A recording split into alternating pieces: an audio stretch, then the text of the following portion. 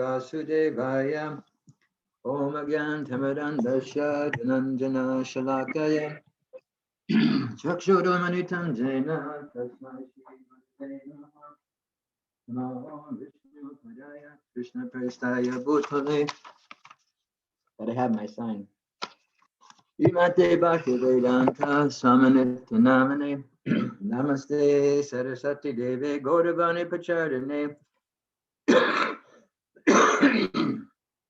Nirvasesha Sunyavadi Pachacha Desha Tarine Jaya Shri Krishna Chaitanya Prabhu Nityananda Shri Advaita Gadadhar Shivasari Gaura Bhaktivinoda Hare Krishna Krishna Krishna Hare Hare Hare Rama Rama Rama Hare Hare. So may I ask Asmita to read the second paragraph of verse 40 purport? You have it? Hare Krishna Maharaj. Hare Krishna. Yes. Those who are following the path of auspiciousness can be divided into three sections. I think we have to go up to the second paragraph, not the third paragraph. Oh. What are you thinking, Anteshwar? Yeah, second paragraph, right? Okay, sorry, Maharaj. Oh, no, let me see. Regulated, did we read that? Regulated and non-regulated? Yeah, we did read that, didn't we? Okay, so yeah, third paragraph. Okay, he's putting up 3. You were right, Asmita. Those who are following the path of auspiciousness can be divided into 3 sections, namely the followers of scriptural rules and regulations who are enjoying material prosperity, those who are trying to find ultimate liberation from material existence, and those who are devotees in Krishna consciousness. Those who are following the rules and regulations of the scriptures for material happiness may be further divided into 2 classes. Those who are fruitive workers and those who desire no fruit for sense gratification. Those who are after fruitive results for sense gratification may be elevated to a higher standard of life, even to the higher planets, but still, because they are not free from material existence, they are not following the truly auspicious path. The only auspicious activities are those which lead one to liberation. Any activity which is not aimed at ultimate self-realization or liberation from the material bodily concept of life is not at all auspicious. Activity in Krishna consciousness is the only auspicious activity, and anyone who voluntarily accepts all bodily discomforts for the sake of making progress on the path of Krishna consciousness can be called a perfect transcendentalist under severe austerity. And because the Eightfold Yoga system is directed toward the ultimate realization of Krishna consciousness, such practice is also auspicious, and no one who is trying his best in this matter need fear degradation. Any reflections from this part of the purport? Something?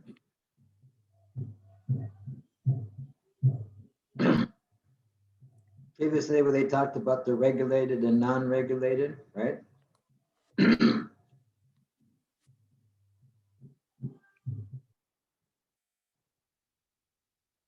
Everybody paying attention and following along?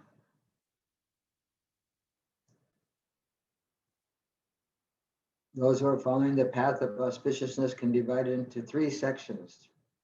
Karma yogis, jnana yogis, and bhakti yogis. That's what's being described here.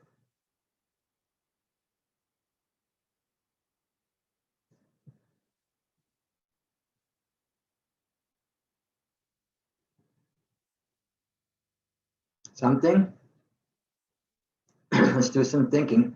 My lungs are full of mucus because I was just laughing so hard with Gary Darius on me. I can't talk. Maharaj, it says Krishna consciousness is the only, what is it? Yeah, the only auspicious activities.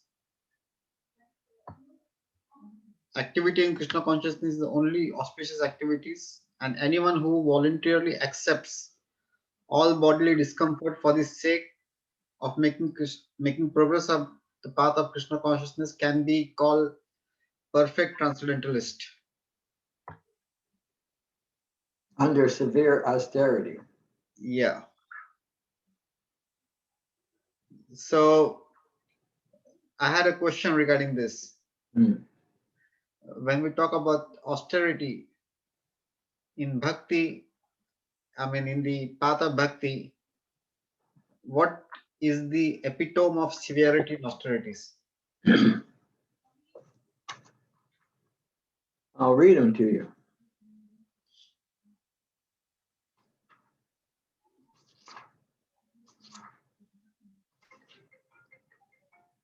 Oh, don't you know, Brahmatripta called me.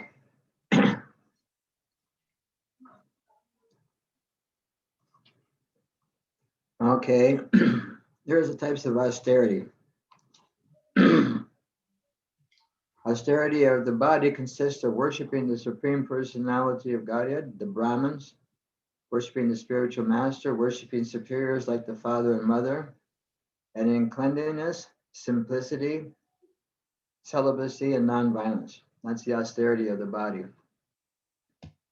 Austerity of speech consists of speaking words that are truthful, pleasing, which are truthful, pleasing, beneficial, and not agitating others, and also in regularly reciting the Vedic literature. Satisfaction, simplicity, gravity, self-control, and purification of one's existence are the austerities of the mind. This threefold austerity, performed with transcendental faith by not expecting any material benefit, but only for the sake of the Supreme Lord, is called austerity and goodness. Penance performed out of pride for the sake of gaining respect, honor, and worship is said to be in the mode of passion and is neither stable nor permanent.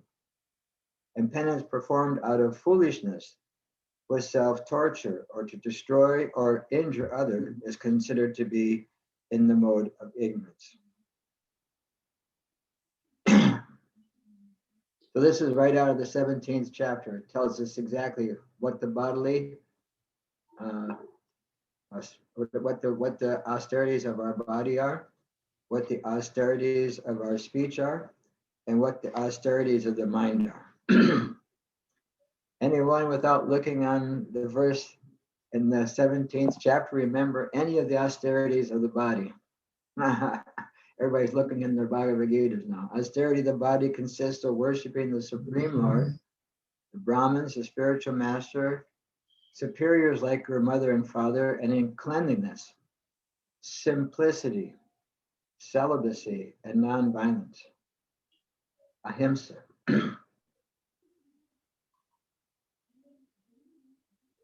So we have these three. We have the Supreme Lord, the Brahmins, and the spiritual master, and our elders, mother and father, elders. Cleanliness. I think in this purport, or someplace, cleanliness. Oh, that might be in 13th chapter. Cleanliness means inside, outside and inside. Outside means taking a bath,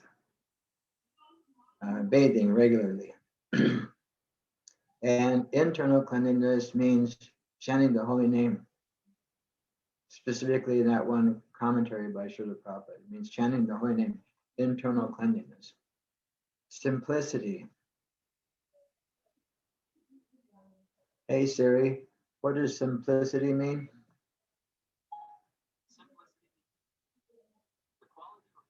Being easy to understand or do. As a noun, it means to a condition to be easy to understand or something to do. Quality or condition of being plain or neutral. A thing that is plain, neutral, or easy to understand. Very nice description of some word that we probably wouldn't have looked up if we didn't have Siri. I probably wouldn't have a dictionary next to me. I find it interesting. Anybody else find this interesting? Because cleanliness and simplicity, a condition of being easy to understand. Just like we have, what is it? Make no assumptions. Make no assumptions. Basically, what is it? Make no assumptions. No gossip. Speak in such a way people understand. Always do your best. What's those 4 pillars? What were those 4 things I used to? What are the 4 rules? The 4 agreements. What if I'm getting. Always do your best. Don't worry about what others say. Don't make assumptions, and speak in such a way that people know what. In other words, speak in such a way that people understand what you're saying, so it can be easily understood. If you speak in like the other day, I was watching one Mayavadi guru on YouTube. I was actually watching a devotee give a class. Then this Mayavadi guru came on because in YouTube it's just random next thing, and he said, "You're not the body, you're not the mind, and you're not an individual."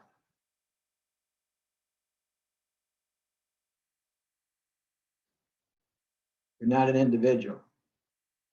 In other words, you're just oneness with everything else. You're just all part of one thing. Cosmic consciousness, or I don't, it's just like a little stretch for me. You can see how sometimes these things are tracked. Just like if you go into back to the fourth chapter of the Bhagavad Gita, and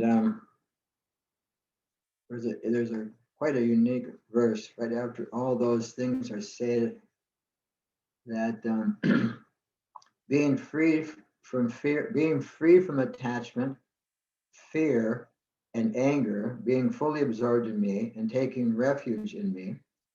I looked up refuge the other day. Many persons in the past became purified by knowledge of me, and thus they all attained transcendental love for me. And so in the purport, Srila Prabhupada explains why people become attached to this type of word jugglery. It's the type of juggling of words. This is a kind of fearful state devoid of devoid of perfect knowledge of spiritual existence. Furthermore, there are many persons who cannot understand spiritual existence at all.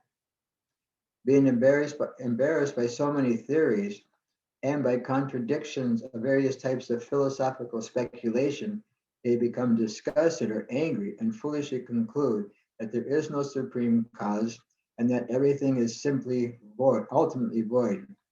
Such people are in a diseased condition. Some people are too materially attached and therefore do not give attention to spiritual life. Some of them want to merge into the supreme spiritual cause, and some of them, disbelieving in everything, become angry at all sorts of speculation out of hopelessness. And this last section takes shelter of intoxicants. In other words, you're just so frustrated that the only refuge is to take shelter of some type of intoxication.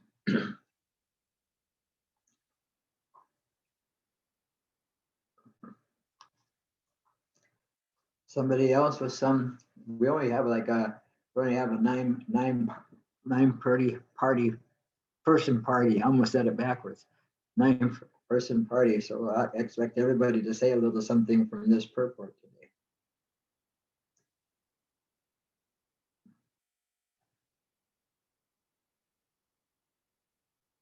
Balaram Shakti, anything from you? You knew you were next because you're on my screen. You're the next one in line. No, it's okay. I wasn't really sure. I mean, it made sense to me. I didn't have a question about it right at the moment. Okay. Anything that you took away? Any reflections from the purport? Of course, we could read the verse too. The verse. Yeah, because when I came in, I was hearing the purport and I wanted to look at the verse again. Hold on. Maybe you could read it out loud. I mean, you're an English teacher, so. Yeah, let me scroll back. Hold on. Here we go. And pull up my questions. Hold on.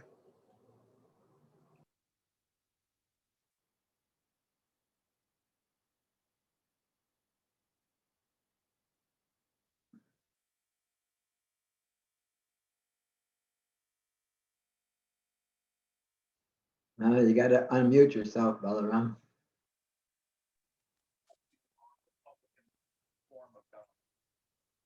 Wait, hello? Yes, okay. Now I think I was just locked because I need to get the window because I'm open because I'm doing it on my phone, so I didn't have the book in front of me. So I was trying to get the database like window. So let me go back.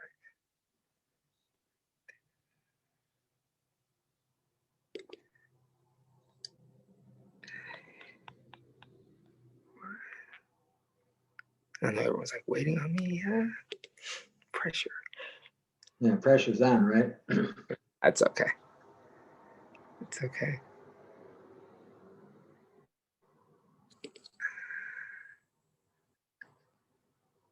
Okay. What's the verse number again, Maharaj? 640. 640.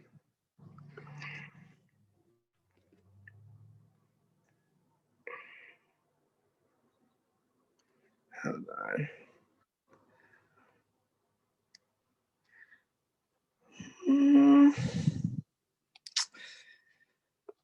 This doesn't.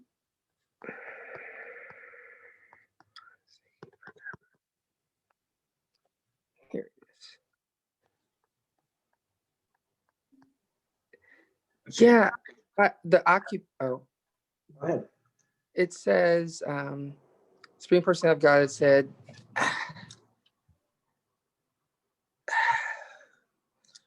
"O son of Pṛthā, transcendentalist engaged in auspicious activities does not meet with destruction either in this world or in the spiritual world. Mhm. One Yes. who does good, my friend, is never overcome by evil." So I thought it was just kind of like a straightforward of just that you can't be taken out, Mm. meaning like you can't be taken out here or there. So there's no need to really be like to be scared of anything. Yeah, no need for fear. Yeah, so that's that, and then in the purport as it goes further, it just kind of reinforces that idea of just being in the right activities and doing things in the proper way to where you just really have nothing to worry about. Mm. But I'm thinking. Okay. I just noticed we have 3 teachers.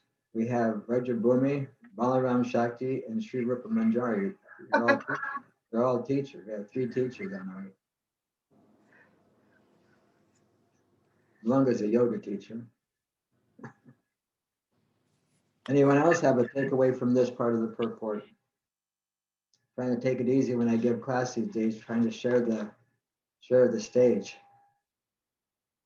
6 chapter, text 40. We did the last paragraph today. We didn't do the paragraph last week.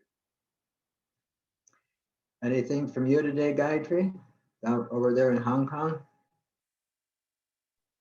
Hare Krishna, Guru Maharaj. Hare Krishna. Yeah, I like the explanation you just read about the Mayavadis from Srila Prabhupada.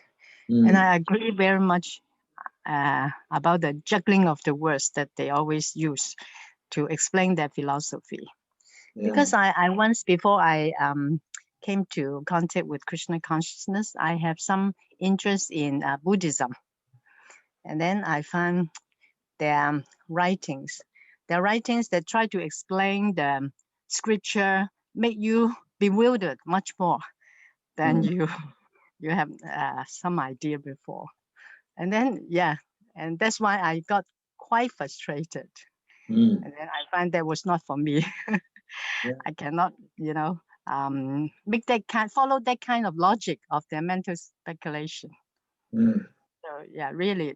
So I find Krishna consciousness is much more practical and down to the earth, and it's a very straightforward practice for us, for me at least. So that's why I find I'm very fortunate to be able to, adopt this spiritual practice introduced by Srila Prabhupada with that for the Krishna consciousness movement. Yeah, Yeah. very nice.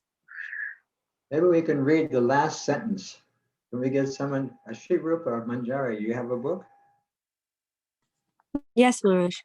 And can you read the last sentence and then maybe give us a little, take your reflection on this? Because previously it says that activity in Krishna consciousness is the only auspicious activity. And anyone voluntarily description can make packet and then proper. Read that last sentence and see because that was Ananteshwar's takeaway that Krishna consciousness is the only auspicious thing. So go for that last sentence. Okay, Maharaj. It says, and because the eightfold yoga system is directed toward the ultimate realization of Krishna consciousness, such practice is also auspicious. And no one who is trying his best in this matter need fear degradation. So when I hear that, and what I was looking at my notes from last week, so I was kind of cheating a little bit. But I was thinking about the perspective and how, and I teach my kids this too, how we change our lens each time we look at something. So I have written here that, and you must have said something like this, that the lens change as we see through the eyes of scripture. We see it and then I wrote, we see it in different ways. And again, you may have said this, but we see it through passion, ignorance, and goodness. And when I read this and it says, and no one who is trying his best in this matter need fear degradation, I thought about what you said the other day when you said knowledge is very powerful and we can guide ourselves with knowledge. So that really made me, it makes me feel empowered and safe when I think about those connections. Yeah, it's true, isn't it? Yeah. Yeah, we don't have, if we're trying our best, we have to define best. I don't want to ask Siri that one. That would probably be maybe above our pay level to always be doing our best. But our best, it can fluctuate. My experience in Krishna consciousness, it's kind of like this. We have what they call highs and lows. What do they call the ocean? Ebbs and, what is it, the tide? What is it? Ebbs and flows, I think. Yeah. Thank you. I'm glad I got 3 teachers on this.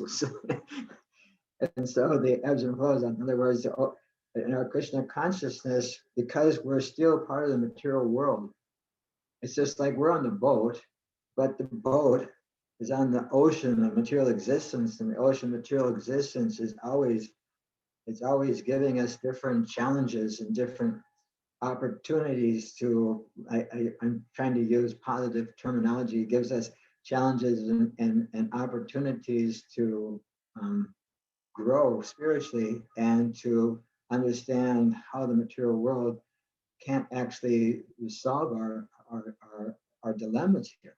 There's no way for it to work. It's impossible for it to work. Thank you, Sri Rupa. I saw you were reading the last part of the purport, Brajabhumi. It looked like you were reading anyway from here. I'm making assumptions, which I don't do. No, I was reading because when you mentioned that, when you were reading that to Sri Rupa and asking her to read the last sentence, I had read the prior sentence to that. And immediately it made me think of Vrindavan because I was told that going to Vrindavan means tapasya, which I did not experience in Vrindavan. I was very, very well taken care of, and I was very comfortable even doing parikrama. But then again, Vrindavan, India is just like Mexico. So, but one sentence prior to that, where it says, anyone who voluntarily accepts all bodily discomforts for the sake of making progress and the path to Krishna can be called a perfect. I was like, well, we are trying, we're doing our best. And I was just thinking, I have not experienced much discomfort. I feel very blessed, even amidst this pandemic. And because we are teachers, we didn't lose our job. We out there in the battlefield every day, but Krishna has really blessed us. And bless me, I have not had any discomfort whatsoever, other than a little bit of anxiety because you never know when you're going to be next, since we are being exposed every day. We have our duty. And when the 18th chapter says that the acts of sacrifice, penance, and austerity are not to be given up. And one who gives them up because of illusion, that person is in the mode of ignorance. Person that gives them up because of bodily discomfort is in the mode of passion. But the person who does their prescribed duties only because they ought to be done, not expecting any type of like, what would you say? I don't know, the word reward, I think maybe used, is to be understood to be situated in the mode of goodness. And so in all circumstances, we can see like bodily discomforts. I mean, everybody's going to get them. You can't avoid, in other words, like we're in pretty good shape, but when you really come down to it, every person in this world, I just remember back in the 70s in the Brahmachari ashram, the Pṛthā, if you can call it that, the Pṛthā ashram, your finger, how much can your finger enjoy, but how much can it suffer? Like the other day, I think I told this group, I was walking in from the kitchen, I stubbed my toe on the, what do they call that thing? The thing that goes between the doors on the floor. And I was like, Hare Krishna, trying to like Krishna-ize stubbing my toe. And I just thought, how much pleasure can I get from my toe and how much pain can that thing cause? And so there's all these things are there. All these things are there for us. Anyone else? Lavangla, you always have a good takeaway or a good reflection usually. I know you joined us a little late, but I think you know this part of the book. If she's with us, her name is up there. Oh, Hare Krishna. Whoa. I'm like cooking. I'm just listening. It's hard for me to kind of doing two things at once. So. Okay. You're cooking and listening. Okay. Yeah. I have a catering luncheon tomorrow. So. Okay, that's okay. Yeah. Who else is with us in Nanteshwar? Because there's some phone numbers, but I can't. It's Nanette. Oh.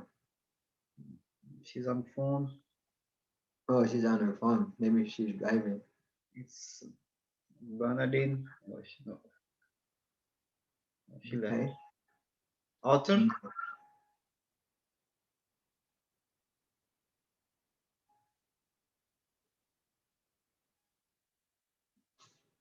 Well, we might have time. We can read the next verse in the first one.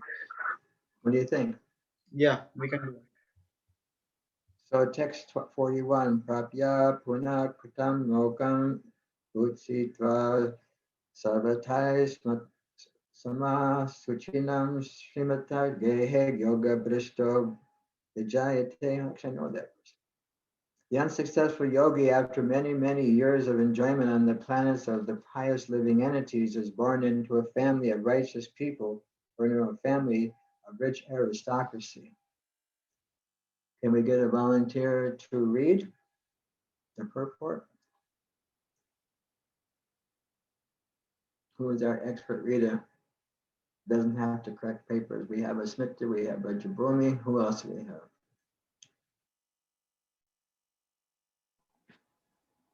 I'm always willing, even though it's not Okay. children books. There you go. Purport. The unsuccessful yogis are divided into two classes. One is fallen after very little progress, and one is fallen after long practice of yoga. The yogi who falls after a short period of practice goes to the higher planets, where pious living entities are allowed to enter. After prolonged life there, one is sent back again to this planet to take birth in the family of a righteous Brahmana, Vaishnava, or an aristocratic merchant. Keep going. Yeah, may as well. Yeah. Sure. The real purpose of yoga practice is to achieve the highest perfection of Krishna consciousness, as explained in the last verse of this chapter. But those who do not persevere to such an extent and who fail because of material allurements are allowed, by the grace of the Lord, to make full utilization of the material propensities. And after that, they are given opportunities to live prosperous lives in righteous or aristocratic families. Those who are born in such families may take advantage of the facilities and try to elevate themselves to full Krishna consciousness. Yeah, Srila Prabhupada would say the American boys and girls had all facility. They had all facility, but they still weren't satisfied. Prabhupada was actually quite, I mean, from the words from his words that he said, he was actually quite surprised, or you know, he would see that the young men and young boys and girls in America are, quite beautiful or handsome, and they had most of the families had good facility, and yet they would, like when you see them in the Bowery, or you saw them in Haight-Ashbury and different places, he was surprised that they had such facility, but yet they were so unsatisfied. And he actually considered them to be like ripe fruit for coming into Krishna consciousness. Any reflections from this verse and purport from the esteemed group? Yes, I do. Arthur. Yes, Hare Krishna. I remember this verse a few years ago, not too long ago. I remember I was so touched because coming from a Christian background, we were taught that everything was just one-dimensional. That, in my perspective, Christian following the Old Testament and New Testament is like kind of like karma yoga. Don't do this, this will happen. Do this, this will happen. So there was not much experience devotional service.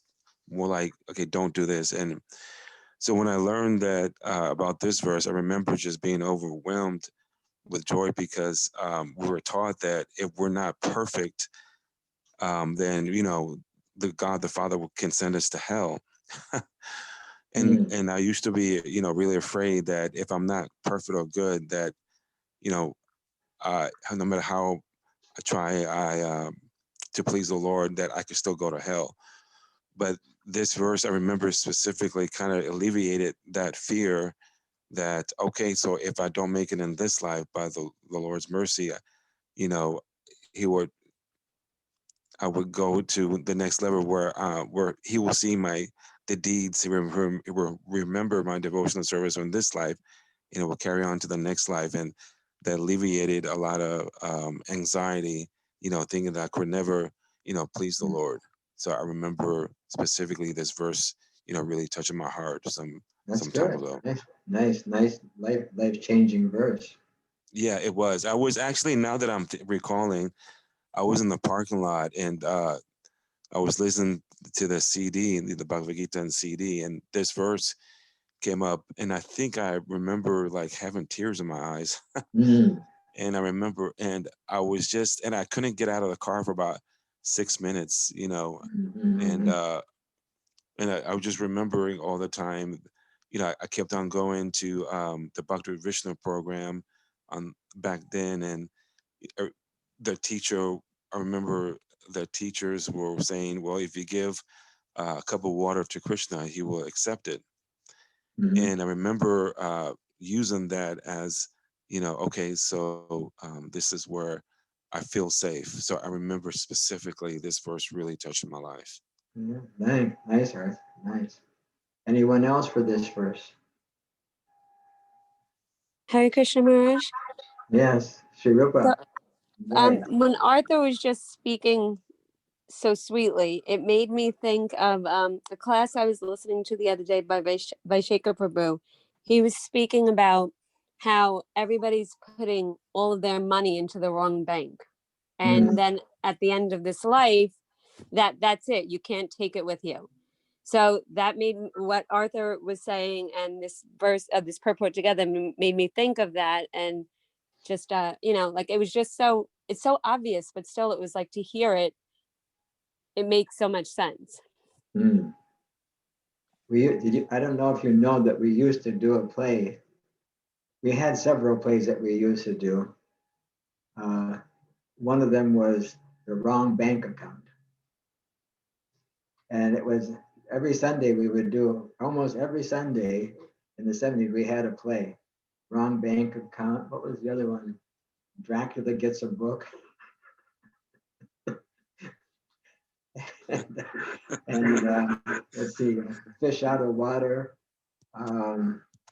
Anyway, there was a whole section of them. Actually, one devotee in Alachua compiled all of the different plays, and I think it's actually on folio. I think it's actually on folio, if I remember right. His name is Radha Damodar Das. Really nice devotee. One of his sons was in my school for a while. So we have all these nice plays, and so you put in the money in the wrong bank account, and then when you go to make a withdrawal, there's nothing in there. It's in the wrong account, and you can see how a lot of the devotees from the West, a lot of us that came to Krishna consciousness, really had, I mean, like an opulent life, in a sense, compared to like third world countries, second world countries. I mean, it's like Brahmatirtha said that, when he was in Bihar, which is one of the poorest states in India, everybody, it's a very poor place, and they asked him, they all thought America was like, just like the streets were paved with gold and stuff like that. And they said, like, do you have a person that helps clean the house? And he said, yeah, we have someone that comes in to help. But he said his mother was so embarrassed if her house was dirty. She used to clean the house before the cleaner came, so that the house would be clean and she wouldn't be embarrassed when the cleaner came. And so the person asked, what kind of car is your house? Do you have somebody clean the bathroom? Because in India, the house cleaner doesn't clean the bathroom. They have a special guy to come and clean the bathroom, the bangiwala, right? Whatever they call it. And so he said, yeah, the maid cleans the bathroom too. And they said, well, what kind of car does the maid drive? A Cadillac. But it was like a 20-year-old Cadillac, right? It was like a 20-year-old Cadillac. So if even the bathroom cleaner drives a Cadillac in America, what about the rest of the people? What about the rest of the people? What are they driving? And so they were convinced, and he couldn't convince them that America had all kinds of difficulties and struggles like every other country. But America is like, and Prabhupada even said that America gave him everything.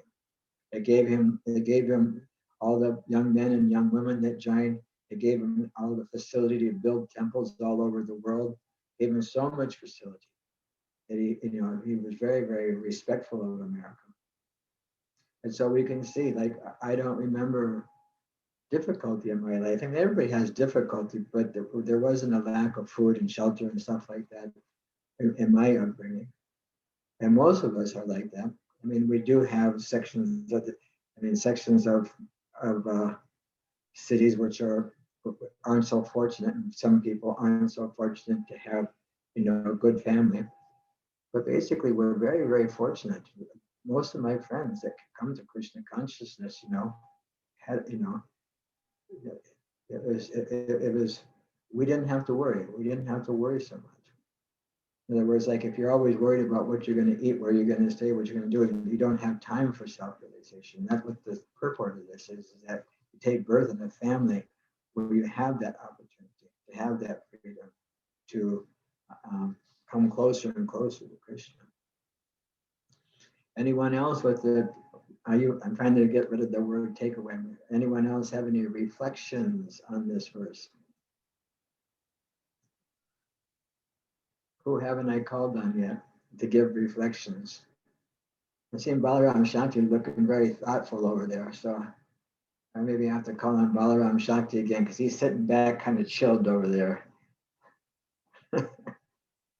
Yes, to what everyone's saying. Well, as I read this verse, I don't know. The thing that really stuck out in my mind was just the idea of being in a, I guess, a aristocratic family, you know? Yeah. And I kind of have I don't know, a negative view of people with money just based on my upbringing. So sometimes I guess the thing that was in my mind was like, I'm wondering why such prominence has been placed on people who have money or a family that has money. I guess the idea would mean that you have more time because you have the luxury to have time, maybe. That was just something. I was thinking of your family as being aristocrat. You come from a family of teachers. Uh-huh. You know what I mean? In other words, you come from a family of educated people, like and your whole life has been blessed with, becoming educated, becoming, learning and stuff like that. That's a real blessing. That, of course, rich aristocracy has a particular meaning, and we can see that here. But we have to also see, what real wealth is. Real wealth is knowledge. Right? Real wealth is knowledge. That's why the Brahmins even though the Brahmins are materially poor, are considered to be very, very wealthy because they're blessed with knowledge. Yes. Okay. I was thinking of aristocracy in the traditional sense. Elizabeth, Charles. Well, or just people with money, because I usually think, well, someone with money is very selfish and very greedy, and that doesn't seem very like that would be the lifestyle. It doesn't seem like a lifestyle that is welcoming. I know there was what is that verse? There's a verse in the Bible, in the Christian Bible. Oh, it was it's or some saying. It might be a proverb. It says it's easier for a rich man to go through the eye of a needle. It's easier to get a camel through the eye or camel. than a rich man. Yeah. That's it. I knew I'd switch. I was like, what's that? Oh, yeah. But I remember thinking about that, and I was like, huh, it's interesting. Yeah. It's my experience has been that no matter what type of economic situation you're in, you'll find miserly people and generous people in all economic strata. Like I know some very wealthy people and they're very generous. And I know some that that will just pinch the penny. They have good wealth, but they'll just pinch the penny till it's worn out, and not be generous. Even Bhaktisiddhanta, Prabhupada's spiritual master, when he would go on these parikrams in Vrindavan, would tell his Grihastha disciples that they should give something to the poor people. Don't be so miserly and think that you're better than them because you have a little wealth. And there was one time when Srila Prabhupada got chastised by his spiritual master, when one of the people, they were listening to a lecture and the person next to him started talking to Prabhupada. And then the person said, "Oh, you have something to say? You think you can purchase me for your 10 rupees a month contribution that you can disrupt not the Prabhupada, but the guy next to him." And then they wanted Prabhupada to pay attention, another person to pay attention. So it was noted, it was noted down that this doesn't give you carte blanche. In other words, you don't get special attention. And Krishna saw the opulence, just like the Sanatana and Rupa Goswami.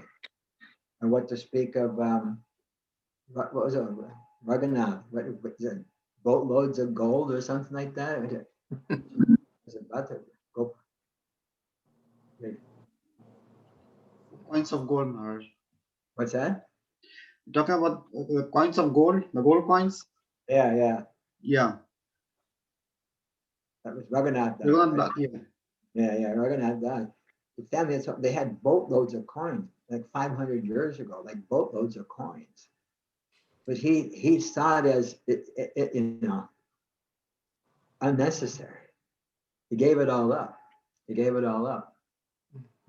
And so it's true what you say, like you can have your nose in the air, you have a little bit of money, right? And sometimes people have a little bit of knowledge, they're not, professor, you try to tell a professor something, right? And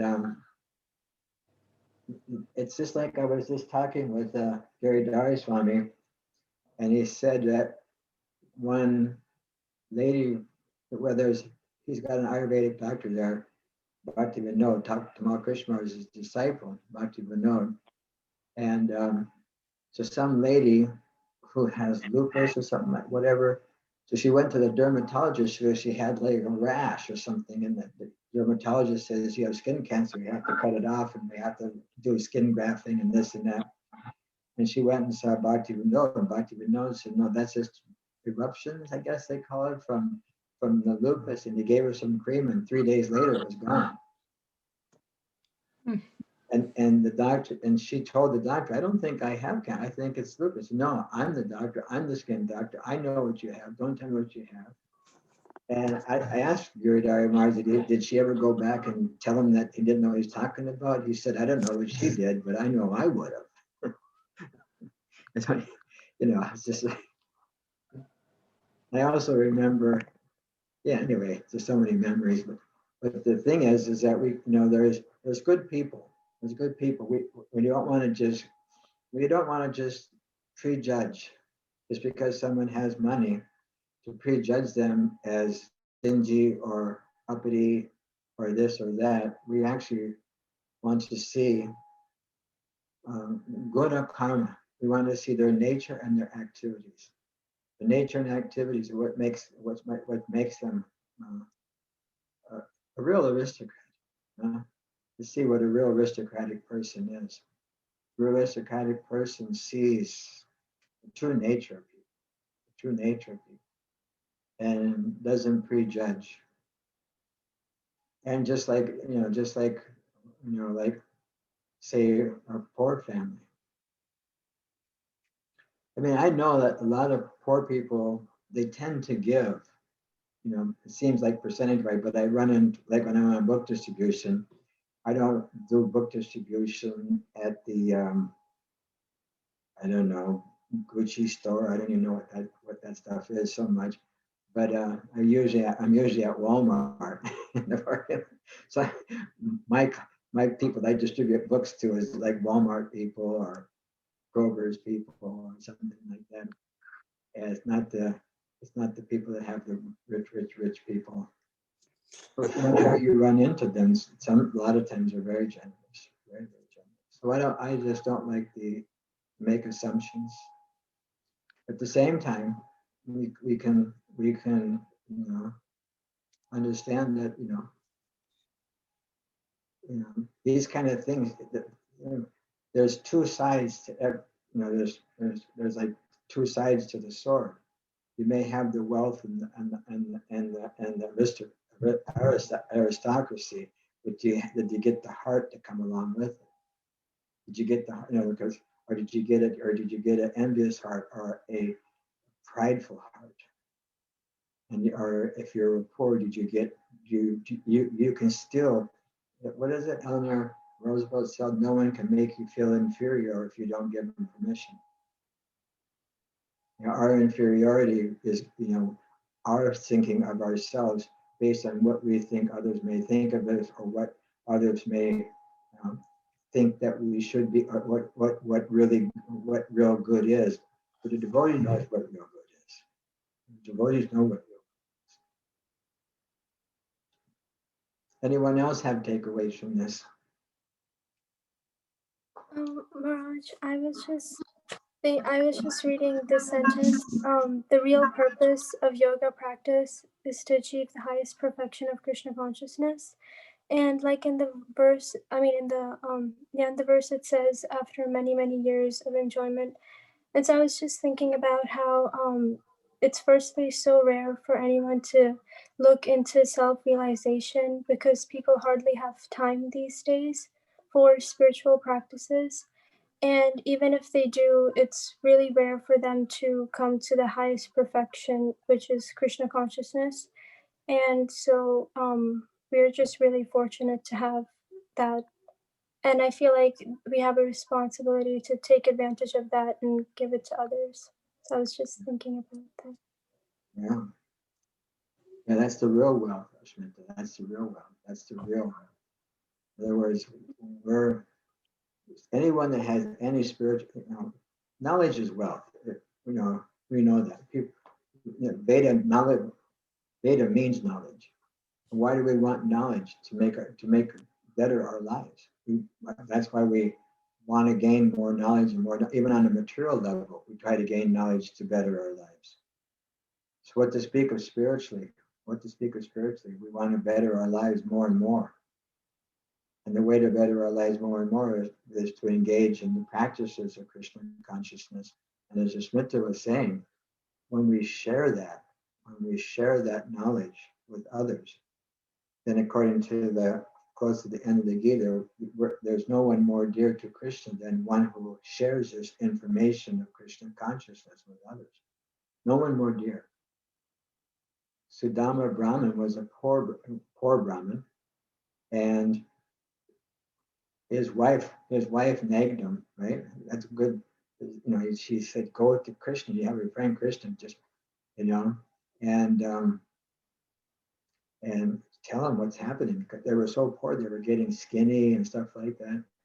And so she gave him, what is it, flat rice, some very inexpensive, like the least expensive rice you can get, and he had just a little bit in his hand.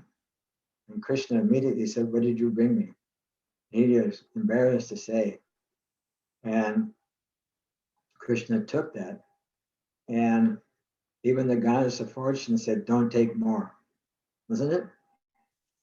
He took like 1 or 2 grains and said, don't take more. What are you talking about? Just by giving you that, I'll be struggling. The goddess of fortune, I'll be struggling to pay this person back because there's so much devotion in his heart. And when he got back home, of course, he had the palace. Of course, we also know the story about Krishna when he was just a toddler, saw the fruit vendor and went out with a little poundful of rice to exchange. He thought, I'll barter with this fruit vendor and get a few fruits from her. And when she turned around, her fruit basket was full of jewels and stuff like that. So it's not that we're into prosperity gospel here. We're not into the prosperity gospel here. But whatever we do for Krishna consciousness will be deeply rewarded, deeply rewarded. And I think most of us have already experienced that reward. We've already experienced so much of that reward. Just by the knowledge we gain, just by the way, as I think Sri Rupa Manjari was saying, that we're talking about the lens. We see through the lens of the modes of nature. We can also train ourselves to not see through the modes of nature, but to see through the eyes of Shastra, Shastra Chakshush, seeing through the eyes of Shastra. And when one has that ability to see through the eyes of Shastra, what a gift. I can't imagine a better gift. It's the most, what would you say, the gift that keeps on giving. Because the more because I was just reading, oops, I forgot to send it out. The WhatsApp message thing. I was just reading that Lord Chaitanya had these fruits of love of God. It was a big burden, and he was in his Maya body area. What is he going to do when there's a bunch of Prakashananda or whatever what was with? How am I going to sell these fruits? He's practically giving them away for free. And as the more he distributed it, the more the storehouse became fuller and fuller. And so what that means is that we become more and more full of Krishna consciousness as we give Krishna consciousness out. The more we give Krishna consciousness to others, the more Krishna conscious we become within our own selves. And that's not the reason. It can be a reason in the beginning. We do it without reason. I mean, actually, we have reason. We want to please the spiritual master, but without any contingencies. What is it? Without any expected reward. So this 829 Ananteshwar. Anyone else? A little final takeaway if you want to do it, or we can put it in Ananteshwar's control.